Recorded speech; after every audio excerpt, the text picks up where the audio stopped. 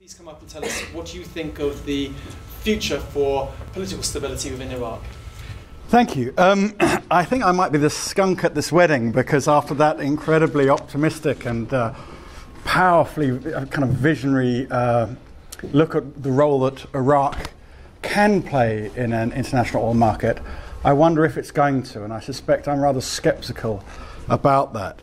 And I think there are a couple of reasons for that. I've studied Iraq nearly all my adult life. I know very little about Iraq.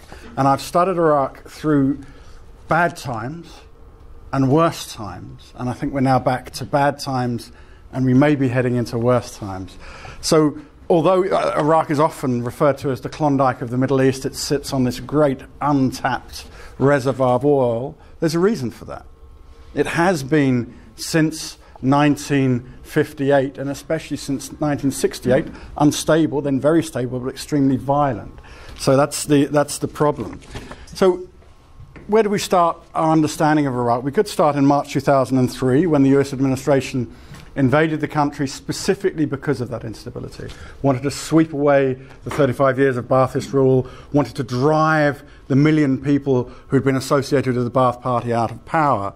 And what it did was then set up a radically ambitious new political structure. Now, the good news, the Klondike of the Middle East, the visionary hope for the oil markets, is that we could say that democratic structure led to power being transferred 3 times, from temporary Prime Minister Iyad Allawi to Ibrahim al-Jafari in 2005, and then to the current Prime Minister Nouri al-Maliki. The elections of 2010, big turnout, hung vote, split vote, and then intense, complex negotiations between all the different players from March to November, peaceful, that resulted in another national unity government, Maliki staying on as Prime Minister. So I think that's the good news, and that would lead us to the kind of George Bush Jr. vision of Iraq as a beacon of democracy and supplying this need of oil. Now, the bad news, as you're all perfectly aware of, I think that Iraq 2005-06, we could argue about the dates, descended into civil war. There were thousands of people were killed. It's kind of staggered out, I think, after 2007-08 into a holding position, and Mike's going to talk about this, where it's still very violent. And I think the most likely outcomes from that position are either a dictatorship with the current Prime Minister moving on to secure his grip over power, which would give us stability, or a descent back into civil war. So I think the horizon of Iraq doesn't confirm George Bush's vision, but it also is highly problematic. We go to the next slide, thanks. So tonight what I want to do in the last 10 or 12 minutes is run through 5 themes, I think. Firstly, look at the basis to Iraqi politics. Then look at the national elections of March 2010, the agreement that drove them out of there, and then anchor or justify my negativity in what I've called the rise and rise of Nouri al-Maliki, and then the political exclusion today of key factions within Iraqi politics that I think are going to be unstable. Now, if we look at the elite basis to politics in Iraq, after 2003, after that ruling elite of 35 years, a brutal dictatorial elite had been swept from power, the American administration occupation empowered a set of Iraqi politicians and political parties that had largely been absent from the country under Saddam Hussein. And we could understand that, because if they'd have been present, they'd have been murdered. But it empowered also a vision of Iraqi politics which divided society along ethnic and religious lines. Now, if we go to the next slide, the first group who were empowered were the Kurdish parties, the Kurdistan Democratic Party and the Patriotic Union of Kurdistan. Masoud Barzani is now the president of the Kurdish regional government, that area in the north that fought for and finally got the autonomy it needed from Baghdad in 1990-91, and Jalal Talabani, his rival for power, who's now the president of Iraq. The next group of three main organizations stepped forward to claim they were representing the majority population of Iraq, the Shias. We have Ammar al-Hakim, who took over his father's party, the Islamic Supreme Council of Iraq. The Islamic Supreme Council of Iraq was formed in Iran in 1982 as the vehicle for Iranian foreign policy in Iraq, something the Americans forgot when they empowered them. But also the main focus of this talk, Nouri al-Maliki, now the head of the Dawa party and the Prime Minister of Iraq since 2006. And then we come to Muqtada al-Sadr, this radical young religious figure with, I think, probably the largest popular movement in Iraq, who was one of the main key players on one side of the civil war that ripped Iraq apart. And then finally, we have the two groups who, depending on which day of the week you meet them, would label themselves as Sunni, representing the Sunnis of Iraq, or the secular parties. Ayad Alawi and his party, Iraqiyya, who've tried to reach out to the secular middle classes of Iraq. And then Tariq al-Hashimi, the former head of the Iraqi Islamic Party, vice president of Iraq, and currently the subject of an Iraqi government arrest warrant that claims that he was responsible for an extended campaign of murder.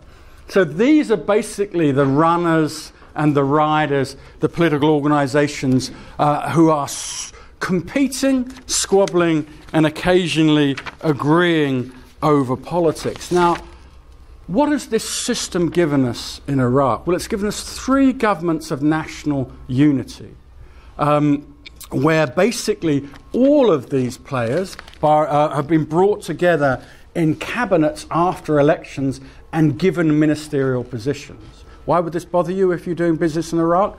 Well, with those ministerial positions has come comparative immunity to stuff payrolls full of political place people, your friends, family, followers and faction members, but also to use the resources of the Iraqi government either to fund political mobilization or in a lot of cases to fund a house buying spree not so far from this very building. So that means that Iraq is considered to be one of the most corrupt countries in the world. The Transparency International, I think, thinks it's now the 7th most corrupt when it was the 4th most corrupt. The World Bank, that puts it ahead of Somalia, North Korea, Burma, Afghanistan, Uzbekistan, Turkmenistan, and on par with Haiti. These aren't countries that we would be rushing to do business in.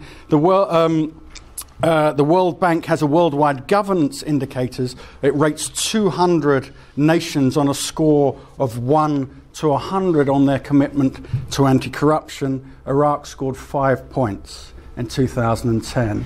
This is an extremely permissive business environment for corruption, and any international oil company dealing in Iraq has to be aware of that.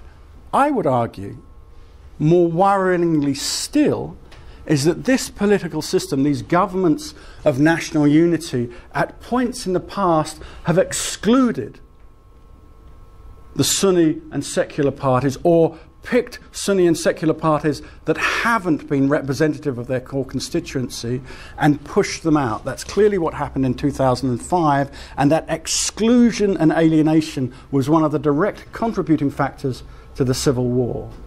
I'm arguing after the elections of 2010, that's happening again. Ayad Alawi, the leader of Iraqiyya, is a very unhappy man, spending a great deal of time with his family. I think the house is down in Richmond, not a great deal of time in Baghdad. Tariq al-Hashimi, for reasons that will be obvious to you, also isn't spending any time in Baghdad at the moment and won't, I suspect, be going back there soon. Thanks. Now this takes us to, I think, what could have been, we were talking about in the bar earlier when we were and weren't optimistic, the elections of 2010. And again, you see those great coalitions that I touched upon, the state of law run by Nouri al-Maliki, then the incumbent prime minister, then the Iraqi National Alliance run by Ammar Hakim and Muqtada al-Sadr, Iraqiyya run by Ayad Alawi, and then the Kurdish Alliance. The election was incredibly fractious. The de-Baathification, this driving of people close to the old regime and a wider community believed to be associated with them from power was used as a key electoral tactic to target Iraqia and try and rule a great slab of their people out of the running. If you jump to the next slide, what happened because of that was that Iraqia maximised its votes when people came to the ballot box and said, no, we won't be driven out, we will invest our hope in the ballot box. And if that would be largely the Sunni community in Baghdad and across the northwest. The state of law and Maliki did very well as well, slightly less with 89 seats to Iraqia's 91, and he didn't believe it. When the electoral results were announced, he said, this will not and this cannot stand, demanded a recount. And they didn't demand a recount as you would think that Nick Clegg or David Cameron might do as head of their political parties. He issued his demand for a recount as head of the armed services of Iraq. And we'll get to that, why that's so significant in a minute. And then you have the Iraqi National Alliance, that other vehicle for Shia votes, getting 18.5% of the seats. This happened in March, actually I think the 7th of March 2010. Deadlock. Deadlock for two reasons. Firstly, all the other politicians outside the state of law were petrified that if Nouri al-Maliki got a second term, he would move towards consolidating his grip and become a dictator. But all the other parties, apart from Iraqia, 5 minutes? 10 minutes.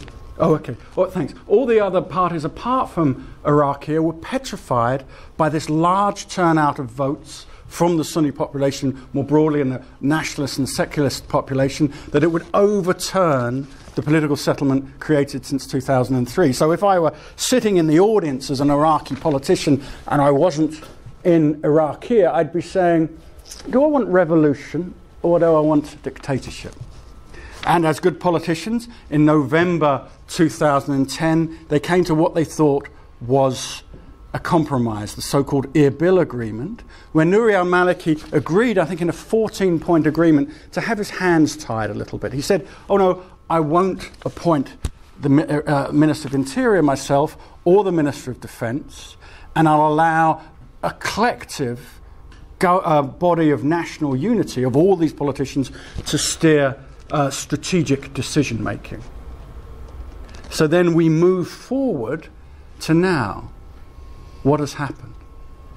Well, Nouri al-Maliki rejected the 6 candidates put forward by Iraqia for the Ministry of Defence. He put a minor politician, Sadoun al-Dalami, a nice chap, but not a powerful politician, as the temporary Minister of Defence, and he's still the acting Minister of Interior. He appointed one of his key allies as National Security Advisor. So the Erbil Agreement has been shredded. Now, why should that worry you, me, or the Iraqi politicians not in the state of law?